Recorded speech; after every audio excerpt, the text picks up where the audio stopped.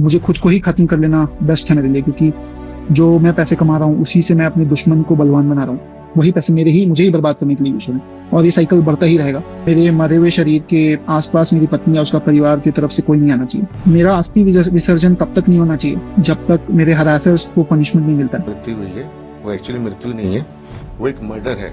इस लड़के को उकसाया गया है, ऐसे हालात बनाए गए वाइफ और उसकी फैमिली के द्वारा। सुप्रीम कोर्ट की तरफ से जजमेंट भी आई है इसी से रिलेटेड। इस जजमेंट में साफ साफ ये लिखा गया है कि हस्बैंड की वाइफ और उसकी फैमिली जो है आजकल ऐसे हालात बना देती है अपनी अनरीजनेबल डिमांड से, जिससे कि जो हस्बैंड है उसकी लाइफ हेल हो जाती है। लेजिस्लेटिव को इसमें अपना इनिशिएटिव लेके कुछ चेंजेस करने चाहिए, पर्टिकुलरली इन ऑफेंसेस में, जिसमें हस्बैंड के ऊपर ये झूठे आरोप डाल के केस फाइल किया जाता है और बाद में हस्बैंड और हस्बैंड की फैमिली पूरी सोसाइटी में डिफेम होती है। क्या एक बाप अपने बच्चे से भी नहीं मिल सकता? वो क्या स्पर्म डोनर है या सिर्फ एटीएम मशीन है?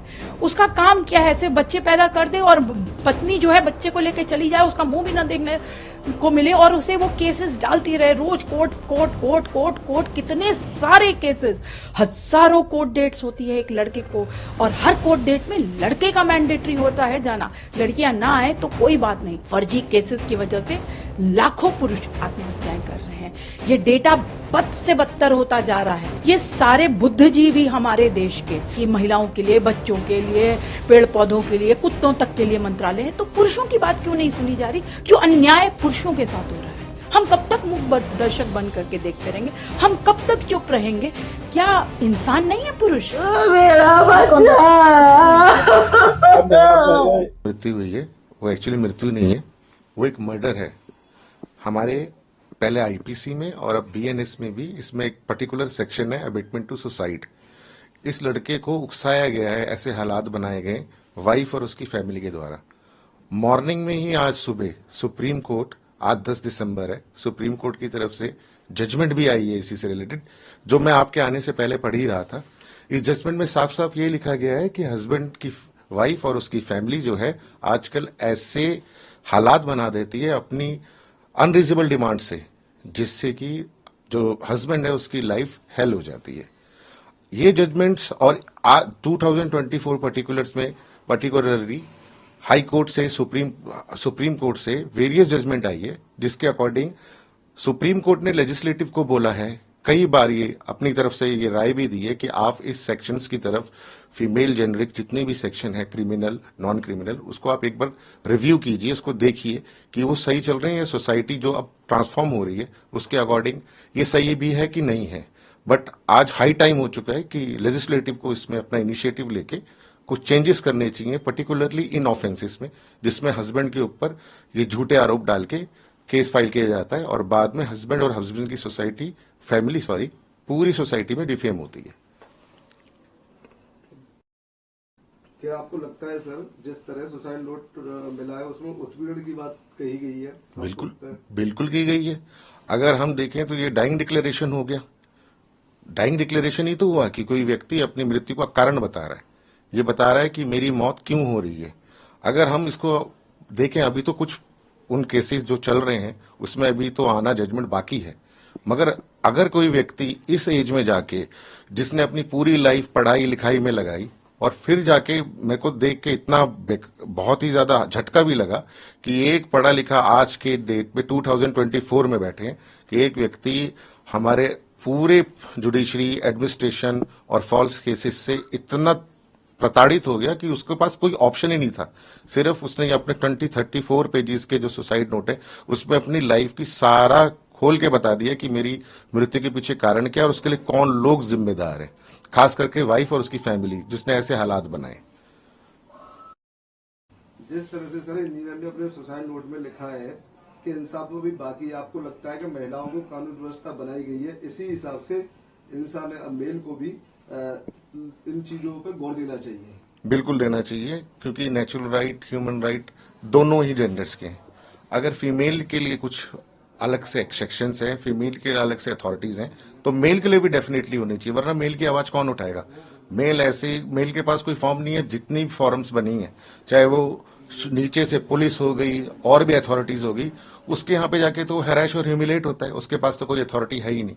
तो बिल्कुल होनी चाहिए कोई मेंस राइट को लेके कोई मेंस कमीशन जैसी भी कोई चीज होनी चाहिए। पुरुषों के साथ बढ़ते हुए अत्याचार को देख करके मुझे ये काम करती हूं मैं, लगातार 10 साल से भी ऊपर हो गया है।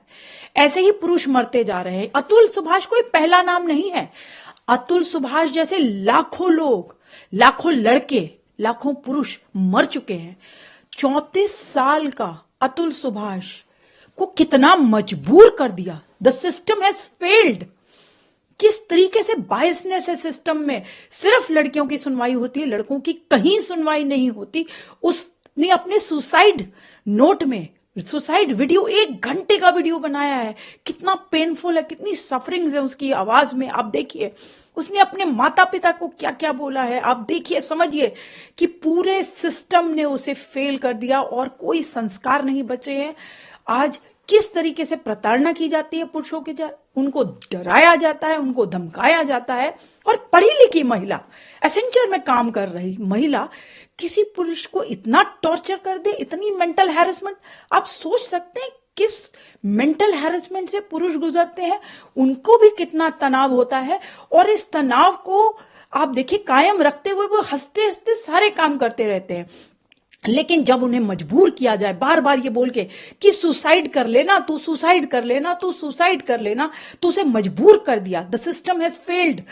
आपको पता है 498 जैसे केसेस जानबूझ के लगाए जाते हैं पुरुषों के ऊपर। 95% सुप्रीम कोर्ट कहता है कि ये फेक हैं केसेस, फर्जी हैं।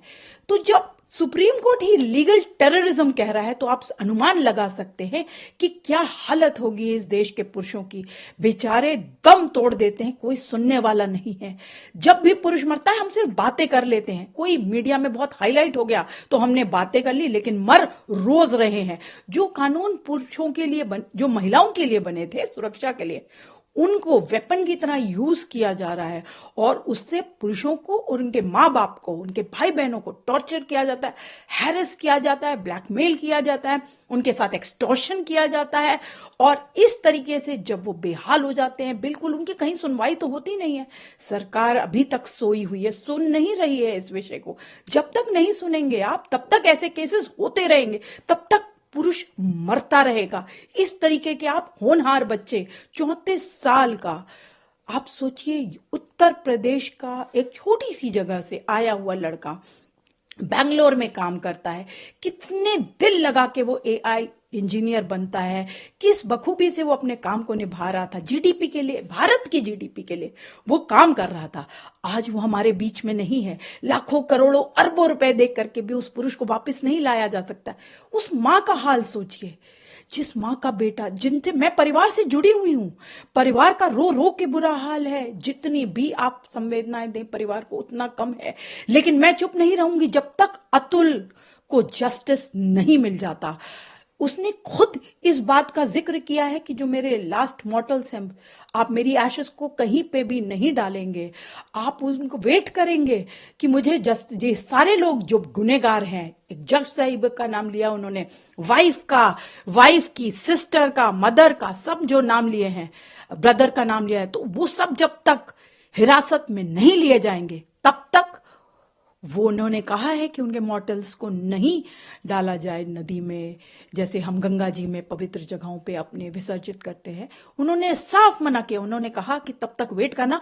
और उनको जैसे कि पता है कि जस्टिस जो है वो मिलती नहीं है इस देश में। मैं अक्सर कहती हूं justice delayed is justice denied, पर यहां तो उनको इसकी भी आशा नहीं कि जस्टिस मिलेगी। तो इसलिए उन्होंने साफ साफ ये बात स्पष्ट रूप से कही है कि अगर ऐसा ना हो तो गटर में, कोर्ट के पास जो गटर है, आप सोचिए कितनी मानसिक स्थिति उनकी रही होगी, कितनी खराब मानसिक स्थिति रही होगी उस लड़के की, जिसने जीवन भर अपनी माँ को एक अच्छा बेटा बन के दिखाया, अपनी पत्नी को एक अच्छा पति बन के दिखाया, लेकिन पत्नी अपने बेटे को लेकर के उस घर को छोड़ के चली गई।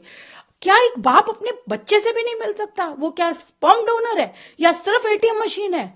उसका काम क्या है? सिर्फ बच्चे पैदा कर दे और पत्नी जो है बच्चे को लेके चली जाए, उसका मुंह भी ना देखने को मिले और उसे वो केसेस डालती रहे रोज, court court court court court, कितने सारे केसेस, हजारों कोर्ट डेट्स होती है एक लड़के को, और हर कोर्ट डेट में लड़के का मैंडेटरी होता है जाना। लड़कियां ना आए तो कोई बात नहीं, लेकिन लड़के का आना जरूरी होता है और उसे ही प्रताड़ित किया जाता है कोर्टों में। तो कोर्टों को भी समझना चाहिए कि ये ट्रेंड बंद किया जाए। फर्जी केसेस की वजह से लाखों पुरुष आत्महत्याएं कर रहे हैं। ये डेटा बद से बदतर होता जा रहा है। मैंने आपको अभी बताया 4 गुना होने वाला है ये डेटा। 3 गुना तो ऑलरेडी है मैरिड मैन सुसाइड, 4 गुना होने वाली। लेकिन आज भी हम सो क्यों रहे हैं? ये सारे बुद्धिजीवी हमारे देश के जो कीड़े मकोड़ों की बातें करते हैं, उनके लिए मंत्रालय होना चाहिए, पेड़ों के लिए होना चाहिए, यहां तक कि महिलाओं के लिए, बच्चों के लिए, पेड़ पौधों के लिए, कुत्तों तक के लिए मंत्रालय है। तो पुरुषों की बात क्यों नहीं सुनी जा रही? उनके लिए क्यों नहीं पुरुष आयोग सरकार द्वारा गठित होता, मेंस कमीशन, या एक जो मंत्रालय की भी मैं बात कर रही हूं, पुरुषों के लिए क्यों नहीं मंत्रालय? आखिर उनके बारे में जो उनकी जो मेंटल ट्रॉमा में गुजरते हैं या जो उनके साथ गलत हो रहा है, जो अन्याय पुरुषों के साथ हो रहा है, हम कब तक मूक दर्शक बन करके देखते रहेंगे? हम कब तक चुप रहेंगे? क्या इंसान नहीं है पुरुष?